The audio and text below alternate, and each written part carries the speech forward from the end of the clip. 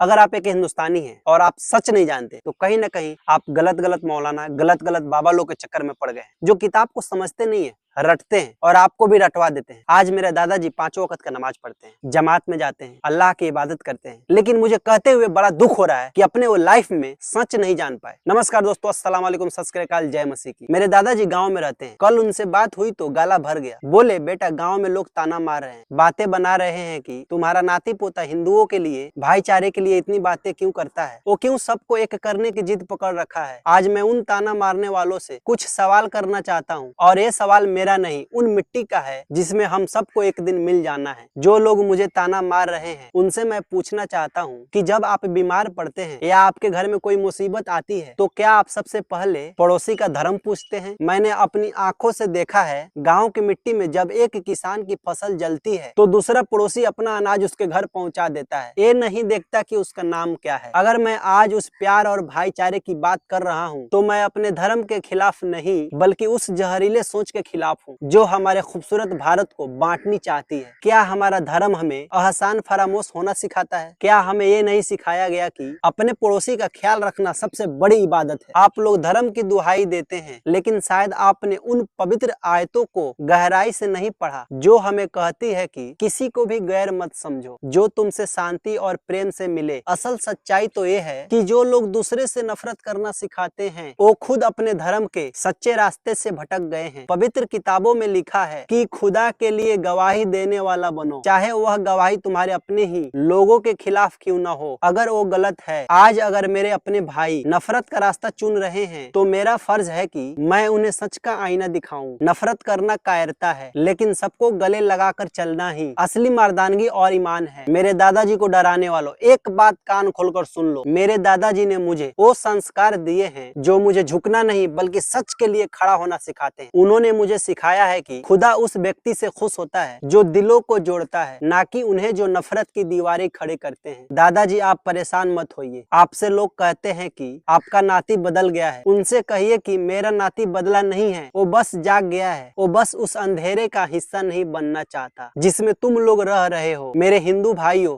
मेरे सिख भाइयों और मेरे ईसाई भाइयों, यह देश हम सबका है। अगर कोई एक व्यक्ति नफरत फैलाता है तो उसका जवाब गाली से मत देना, बल्कि अपनी मोहब्बत के ताकत से देना। इस वतन की खूबसूरती इसी में है कि यहाँ अजान की आवाज और मंदिर की घंटी एक साथ सुनाई देती है। जो लोग नफरत का कारोबार कर रहे हैं उन्हें याद दिलाना चाहता हूँ कि नफरत की उम्र बहुत छोटी होती है, लेकिन प्यार सदियों तक जिंदा रहता है। मैं अपने मरते दम तक भाईचारे की बात करता रहूंगा, क्योंकि मैं सिर्फ एक मुसलमान नहीं, मैं एक भारतीय हूँ, और एक सच्चा भारतीय कभी अपने भाइयों से नफरत नहीं कर सकता। अगर भाईचारे की बात करना गुनाह है तो मैं ये गुनाह बार बार करूंगा, क्योंकि मुझे मालूम है कि जिस दिन इंसानियत हार गई उस दिन ना मेरा मजहब सुरक्षित रहेगा और ना ही आपका। आइए नफरत की इस दुकान को बंद करें और प्यार का गुलदस्ता सजाए। अफसोस मुझे बस एक बात की है, मेरे दादाजी अपने जिंदगी में सच को नहीं जान पाए, वो सच जो इंसान को जीते जी जान लेना चाहिए।